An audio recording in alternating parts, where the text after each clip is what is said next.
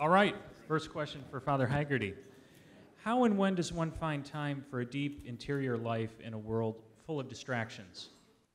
Well, that's, of course, a good question. It depends on our life, our profession, our work.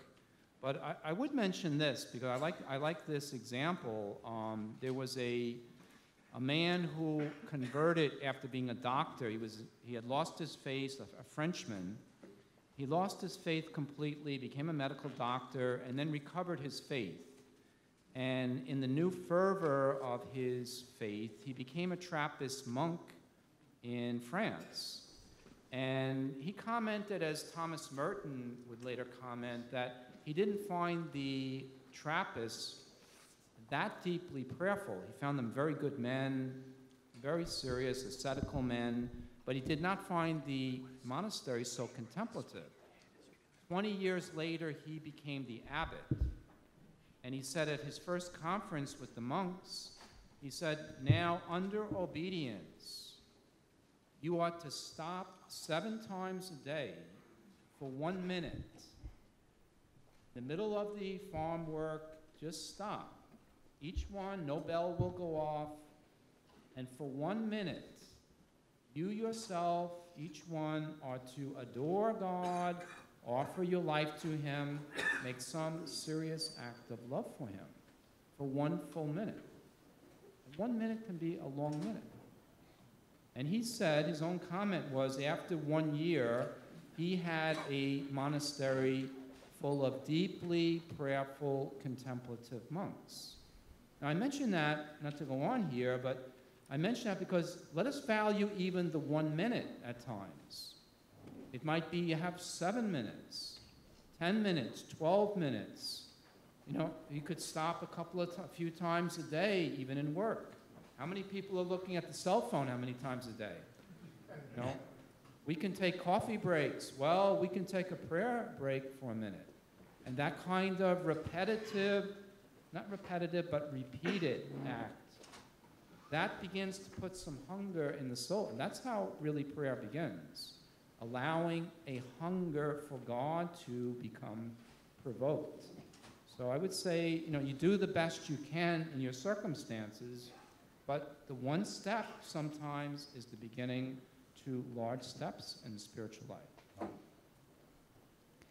Our next question is for Mr. Birk. How has your marriage enriched your faith? Kind of hoping I wasn't going to get any questions. How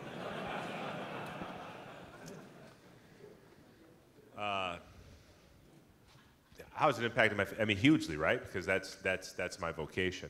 You know, granted, probably like a lot of people when I entered into marriage and married in the church, but didn't really fully understand maybe the sacrament, that it is a holy sacrament.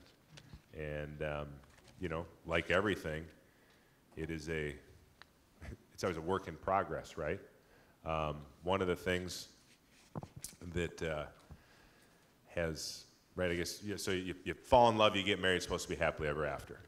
And then we figure out that that's not, you know, that's only in Disney movies and that's not real life. And, you know, marriage can be hard, it can be work. So, quick story, you tell great stories, Father Haggerty. My stories, they're not that good, but I can remember it was shortly after we'd won the Super Bowl and I retired and I was walking down to my mailbox. I can remember my phone rang and there was this woman on the other end, and she was telling me how she has this lay apostolate in San Antonio, Texas, called the Alexander House, and she was kind of almost yelling at me over the phone, saying, you know, that's great, you stand up for the unborn, but you need to, because I declined an invitation to go to the White House after we won the Super Bowl because President Obama had addressed Planned Parenthood and said, God bless Planned Parenthood, and I was the only guy that didn't go to the White House, and it became a story, and then, well, thank you. You know.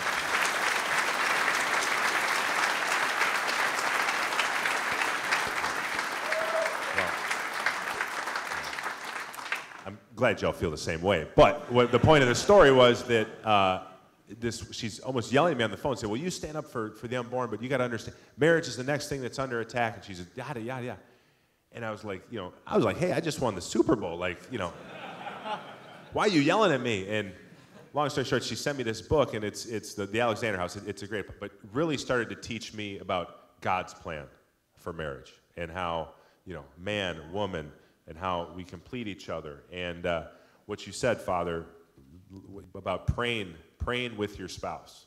My wife and I started doing that, just very simple at night, an Our Father and a Hail Mary, and completely transformed our marriage.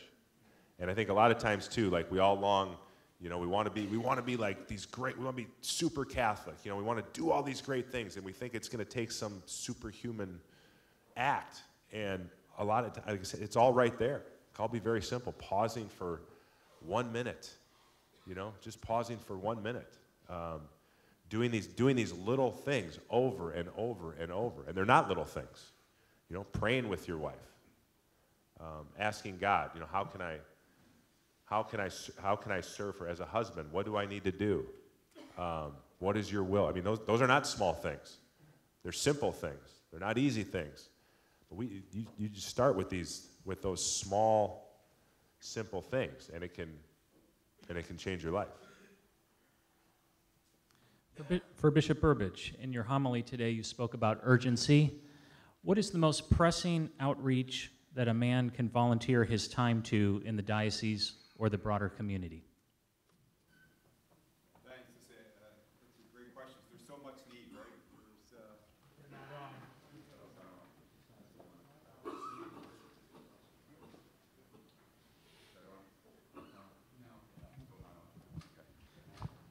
There's so many needs in our diocese, pastorally and spiritually. I was just saying the other night, all you have to do is look at a parish bulletin. I can't tell you how inspired I am, because whenever I go to parishes, by the way, I take a bulletin home with me. You learn a lot about the parish, and what you see there are so many ministries that are in outreach for evangelization, for catechesis, for service to the poor and to those in most need. So you don't have to look far, gentlemen, really. In any parish, there are ministries asking for volunteers. We have Catholic Charities here in our diocese is connected to most of your parishes that will do so much to help others. And so just take a look in the bulletin. Where's your passion? Where can your time, talents, and resources be used to help those in need? The need is great. The opportunities are available to each one of you.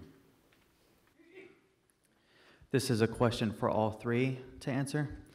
What advice would you give to Catholic men whose children have fallen away from the church?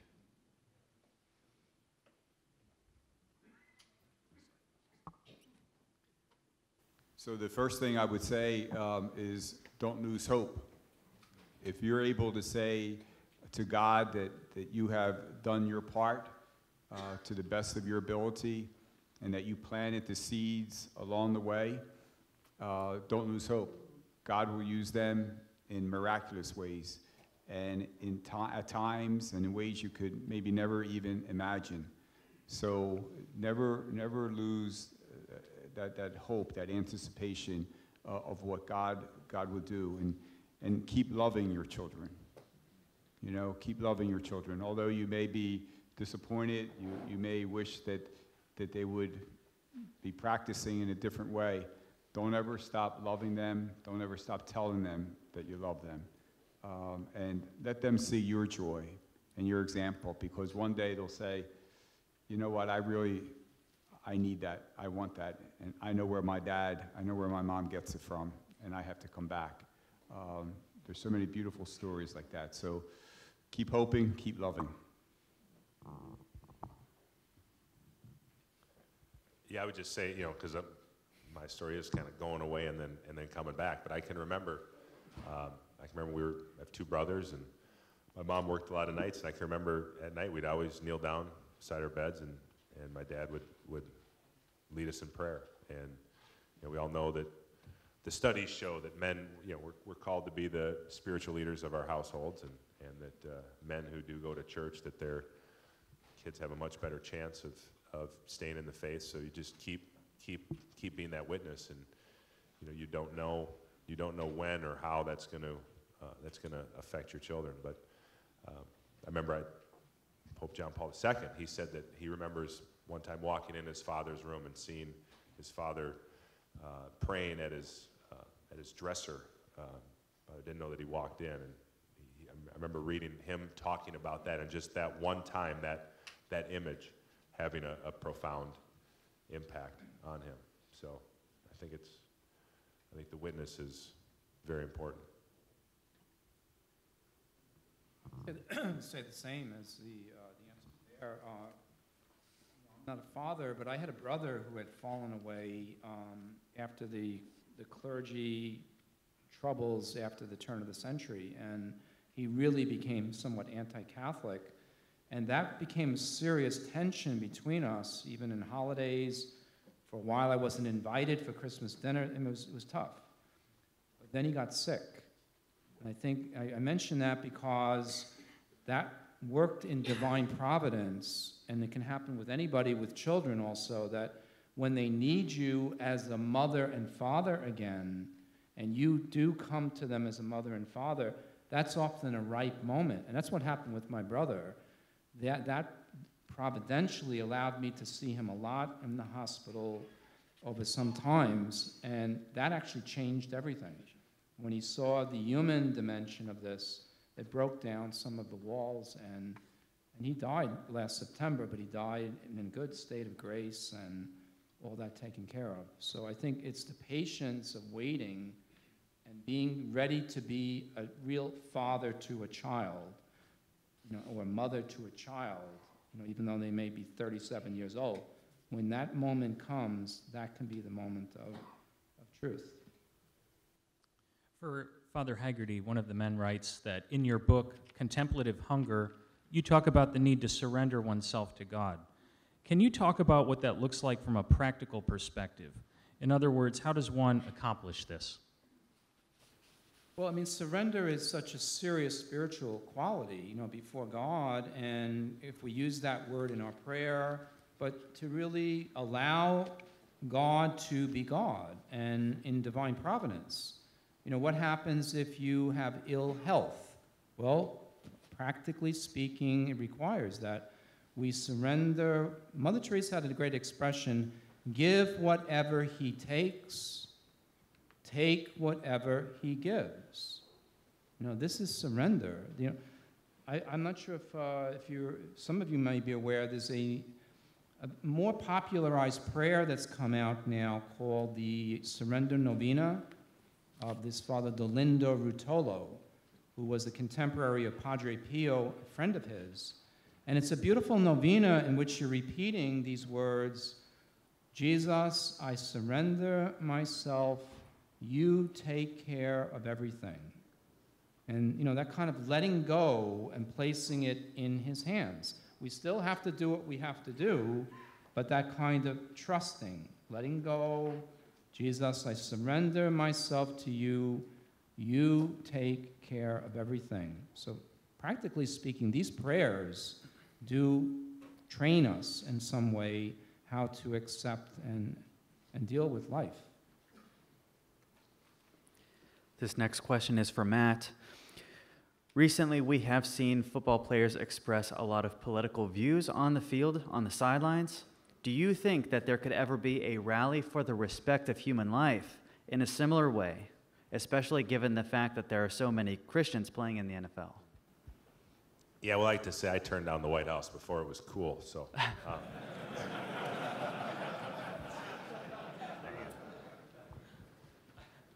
Well, that's a great question. Do I ever think we could see it? Yeah, we could. And there's a lot of, right? You have a lot of great Catholic athletic or Christian athletic organizations out there, rallying athletes together. And sports, let me say, sports lends itself really well to faith, right? Because as athletes, regardless of what level you're at, you have to learn, right, to grind. And you say, okay, here's where I am today. I want to get to there. So you do these things and you grind it out and you delay gratification. And so, as athletes, as anybody who's been exposed to sports, right, it's a little bit of a blueprint to how you should approach your faith life. You also know too that it's all about putting forth the best effort will give you the best results, and it's never going to be perfect, and you just keep going. So do I ever think we could see that?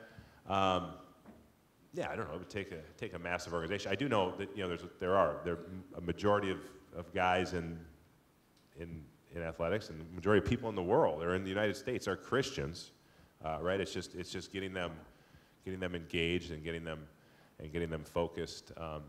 But I do I do take a lot of joy when I see there's a lot of great Christians. Doesn't get the attention that Colin Kaepernick does or something like that, obviously. But when great men, there's a great man named Benjamin Watson who just retired, who actually spoke at the March for Life a couple years ago, and is a great man, great father, great Christian, and he's going around now and giving great speeches. And I guess I'm trying to figure out a way to answer the question. Obviously, it's possible, but the hardest thing with athletes, professional athletes, is that right there is they're so focused on their careers, and even though they're kind of I've been there, you're in this kind of the struggle of these two worlds, right? Of this world and of heaven, and so it's really hard to get them to, because careers are short, and there's a lot of people saying, you really got to focus, you really got to do this, and then once you retire, your platform shrinks. You're not invited to as many parties, or your jokes aren't as funny anymore. So I don't know. That's a great question. I'm personally, I'm going to think about that and pray about that, because that'd be pretty fantastic if you could get, say, from the NFL players a solid commitment or statement on the sanctity of life. A question for Bishop Burbidge. How do you deal with the crisis in the church in your personal prayer? I think it goes back to what Father Haggerty was just saying. So much of it is to surrender. You have to, in your own life, try your best every day to be, as a bishop, priest, layman, a man of faith, a man of integrity, the person you promise to be and that you say you are, to the best of your ability. You do what God has asked you to do, and then as you confront the sadness and the evil within our nation, within our church, you ultimately have to surrender. It's the only way I go to sleep at night, being able to say, Lord, I gave you my best today. I know it wasn't perfect, but I gave you my best today, and I entrust, this is your church. It always has been and always will be. You promise that nothing will destroy it, and I believe you. And I entrust it to you. I surrender. And then I try my best to get up the next morning and to do the same. But I think the most important thing to remember, it's God has given us a promise. And we confront that which is wrong. We name it, we identify it, we do everything to correct it, and we do our part to be those instruments of healing and to make it right. But it's only by surrendering and acknowledging it. It's always the Lord's. This is a question for all of our speakers. What book or books have changed your life after reading, other than the Bible and, of course, Father Haggerty's books?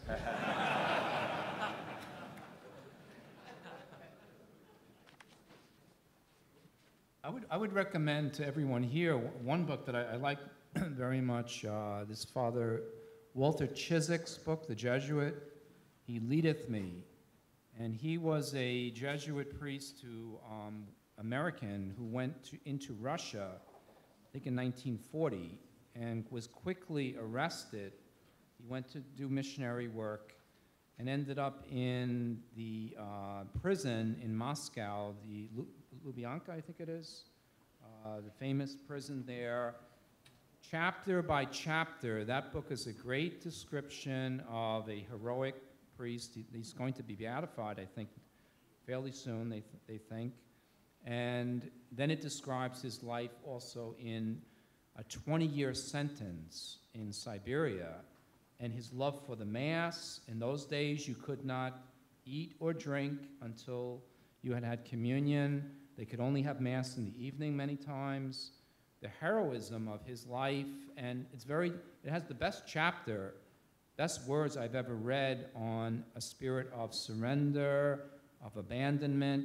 He came close to really the depths of despair when he was being interrogated, and he had given in to signing a confession, and the Russians just came back at him then, wanting him to be a double agent.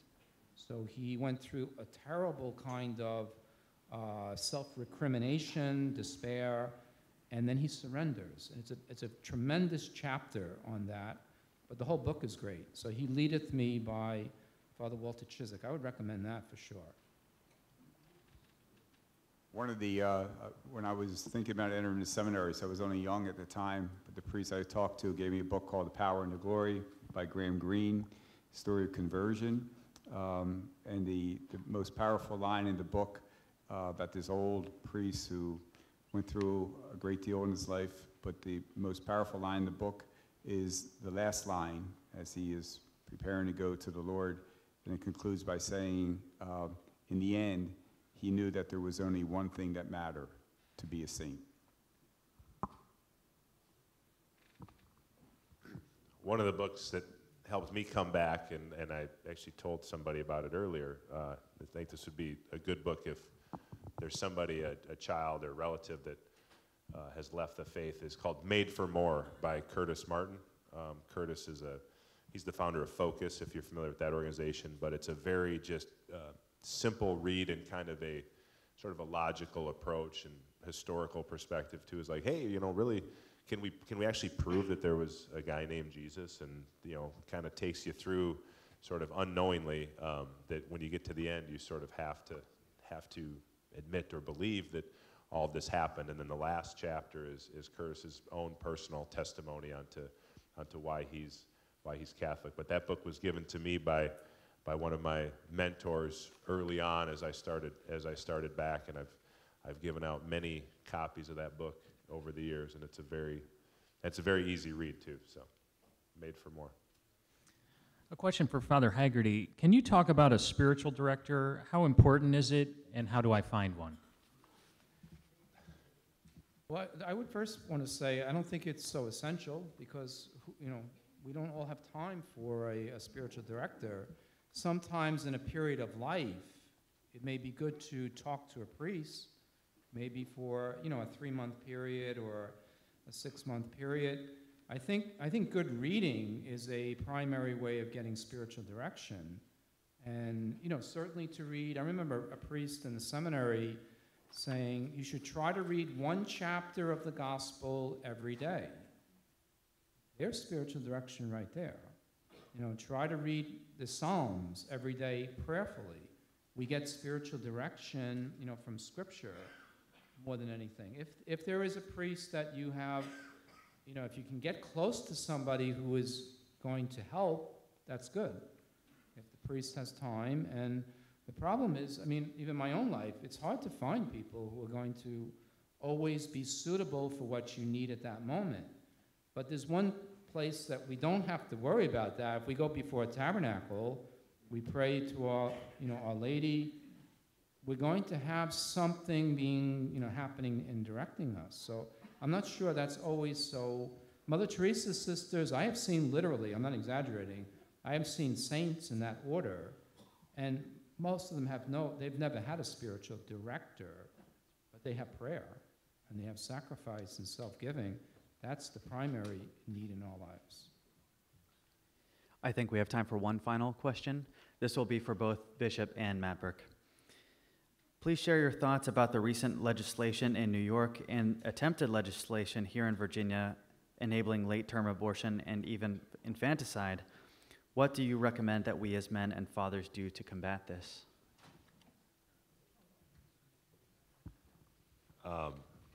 Well, it's pure evil, right? I would go. So, Mother Teresa said, "If abortion is not a sin, then what is?" And there's all sorts of causes and evils and things that we can do. And, for me, abortion is at the top of the list. And that's kind of I think what my family and I have sort of, one of the things, our main thing that we've committed to fighting, because one, abortion attacks the most defenseless person, right? A baby in the womb. Also, I think everybody would say that killing is wrong, but when nobody likes war, or nobody likes murder in the ghetto and all this, but abortion happens behind closed doors, right? We don't see it.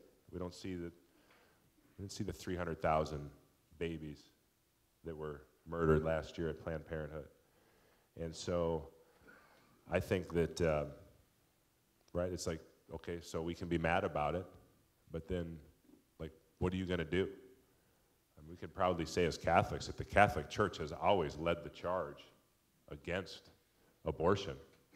I was even speaking at the March for Life a few years ago, and a very prominent Protestant pastor spoke too, and he even admitted, he said, hey, we're late to the party, but at least we showed up, and he's right. But you can take pride that the Catholic Church from day one has been 100% unequivically pro-life.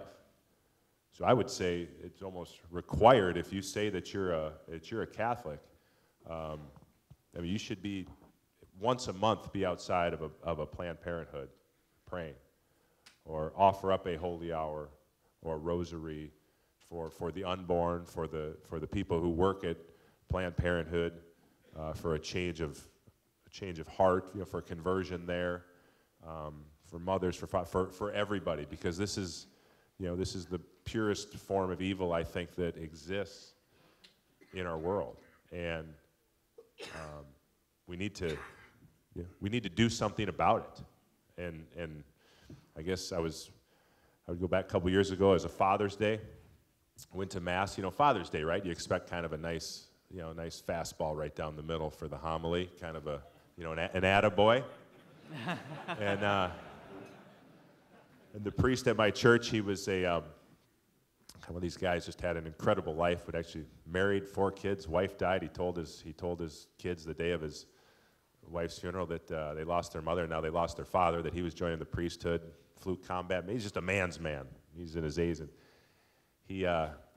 this was at the time, if you remember, there was a dentist from Minnesota who actually went hunting in Africa and killed this lion, right? And there was all this outrage over the fact that this guy had killed a lion. And Father Al says, we're talking about a lion. Do you know that yesterday there was, 1,000 babies killed at Planned Parenthood? He goes, why are you not out in the streets rioting about what's going on there when all these other people are talking about a lion? And again, I think it gets back to the fact that we need to step up and we need to be men. And abortion is another one of those things that has diminished and hurt women. And part of the strategy from the other side is to yell at the men and say, no, you don't have a say. It's a woman's body. All this hogwash, right? We need to be the ones to be out there, be in front of the clinics, show up at marches, pray, whatever it is. I think it's on us. And the great thing about being pro-life is you never have to explain why you're pro-life, right? You say, no one's ever asked me, why are you pro-life? Because everybody understands it, right? An 8-year-old kid understands why you're pro-life. You can't explain abortion to a kid. But being pro-abortion, they've got all this rationale and slogans that fit on bumper stickers, and they're the ones that have to explain. It's obvious why we're pro-life, and it's nothing short of diabolical that exists in our society. So I'm sure, like all of you, with the legislation mentioned in the question in New York and here in Virginia, is just outrage. It's unbelievable, the point that we've reached, that we're now talking late-term abortions, and even after the baby comes out of the womb. It's what we've heard recently and seen is just how can you not feel anything but shock and outrage? But in another sense, why are we surprised? It's kind of what Matt said from the beginning.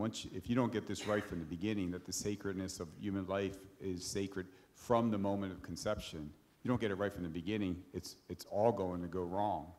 So all these years of abortion being legalized, where did we think it was leading?